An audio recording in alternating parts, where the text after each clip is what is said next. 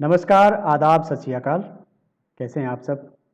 कुशल मंगल होंगे। यही मेरी दुआएँ भी हैं, शुभकामनाएँ भी हैं आप लोगों के लिए।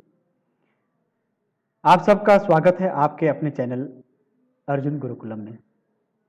बहुत साथियों ने मुझे लगातार कहा कि पिछले वर्षों की जो परीक्षा हुई थी उनकी पेपर सॉल्व करके लेकर हमें दें। आज मैंने कोशिश की है एलपी हिंदी की परीक्षा जो पेपर आया था उसे हल करने का आपके समक्ष लेकर आया हूँ। निश्चित रूप से इससे आप लोगों को फ़ायदा होगा। मेरा ये कहना है कि ये 30 नंबर का है और कुल पेपर जो है 150 नंबर का है, तो इसे आप पूरी तरह से जोड़ दीजिएगा इसमें, ताकि आपके 30 नंबर कहीं ना जाएं। अगर आप लोगों को मेरा प्रयास अच्छा लग रहा है तो इसे लाइक, सब्सक्राइब और फॉरवर्ड करना ना भूलें। बेल आइकन जरूर दबाएं ताकि जो भी मैं वीडियो बनाऊं सबसे पहले आपको मिले। तो दोस्तों शुरू करते हैं। आज LP language Hindi for paper 1 30 number का है। ये पक्का कर लीजिए। 150 नंबर का टोटल परीक्षा होता है आप लोगों का 3, तो उसमें से 30 नंबर कम से कम अपने विषय को तो जाने मत दीजिए कहीं भी। कल मैं लेकर आऊँगा यूपी के लिए, यूपी का जो 2019 वाला पेपर है उसे सॉल्व करके लेकर आऊँगा। तो आप लोग देखते रहिए और बताइए कि कैसा लग रहा है, और आप लोगों को क्या चाहिए वो भी आप मुझे बता सकते हैं ताकि मैं उस हिसाब से आप लोगों को तैयारी करके दूँ। तो निश्चित रूप से आपके 30 नंबर पक्के हों अपने विषय के, कहीं ना जाएं, इस चीज़ का आप ध्यान रखिएगा। लगातार इसे दोहराते रहिए। मैं वीडियो बनाकर लगातार डाल रहा हूँ, आप लोग उसे देखते रहिए और फॉरवर्ड करते रहिए ताकि आप सबको इसका फायदा हो। तो आइए शुरू करते हैं। एलपी 30 नंबर है। 121 नंबर प्रश्न, कबीर भक्तिकाल के किस धारा के कवि हैं? ज्ञानाश्रयी डी। निम्नलिखित कौन सी पंक्ति अशुद्ध है? डी। माला ने पुस्तक पढ़ चुकी है। 123, जिनके उच्चारण में दीर्घ स्वर से अधिक समय लगता है वे कहलाते हैं प्लुत। प्लुत स्वर आपको मालूम है, हर्ष, दीर्घ और प्लुत 3 स्वर होते हैं। तो निश्चित रूप से इसका जवाब जो है वो क्या है? बी, प्लुत। इनमें से कौन सा शब्द सदैव बहुवचन में ही होता है? दर्शन, मन, प्राण और सितार। नंबर ए, दर्शन। दर्शन हमेशा बहुवचन में। जैसे मैंने भगवान के दर्शन किए, आपके दर्शन तो आजकल दुर्लभ हो गए हैं। 125, निम्नलिखित में से हिंदी की लिपि है देवनागरी? बी। अपने नंबर पक्के करते जाइए, एक एक नंबर। नंबर 126, हिंदी भाषा में बोलियों की संख्या कितनी है? सी, 18। प्रश्न संख्या 127, निम्नलिखित में से कौन सा उदाहरण अकर्मक क्रिया का उदाहरण नहीं है? वह अपना सिर खुजाता है। बी। 128, हिंदी के प्रमुख हास्य व्यंग्यकार हैं हरिशंकर परसाई। बी। सवाल नंबर 129, हिंदी की प्रमुख बोलियां हैं ब्रज और अवधी, पंजाबी और बांग्ला। सी, ए और बी। डी, उपरोक्त में एक भी नहीं। तो निश्चित रूप से इसका जवाब है ए, ब्रज और अवधी। सवाल नंबर 130, हिंदी में उच्चारण के आधार पर कितने वर्ण होते हैं? 45। डी। होते तो 44 हैं लेकिन ये कहीं बाहर से लिया गया है, और क्योंकि इसमें दूसरा कोई जवाब नहीं है इसीलिए हमें डी ही रखना है। रामचरितमानस किसकी रचना है? निश्चित रूप से बी, तुलसीदास। बी। 132, अ आ का उच्चारण कंठ। ए। 133, हिंदी भाषा में कौन सी ध्वनियां हैं जो स्वतंत्र रूप से बोली या लिखी जाती हैं? ए, स्वर। ए, ए।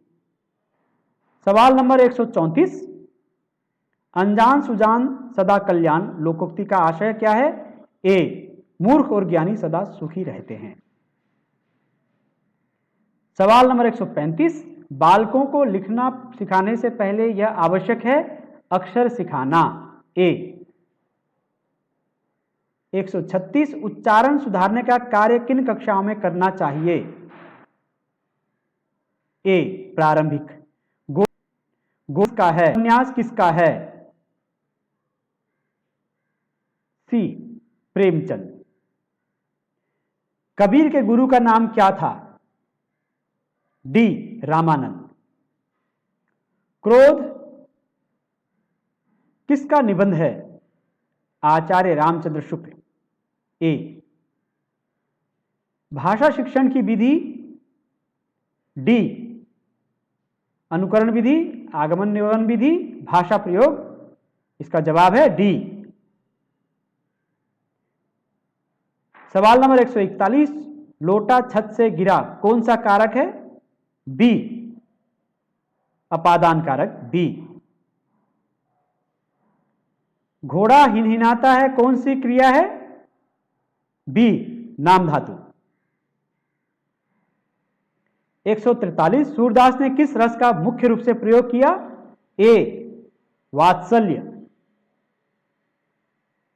दाल गलना का आशय है मतलब निकलना। बी। इसका जवाब है 144 का बी।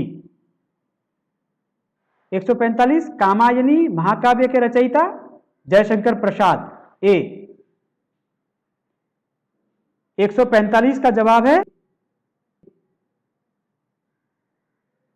146, शिक्षण कौशल का उपयोग किया जाता है?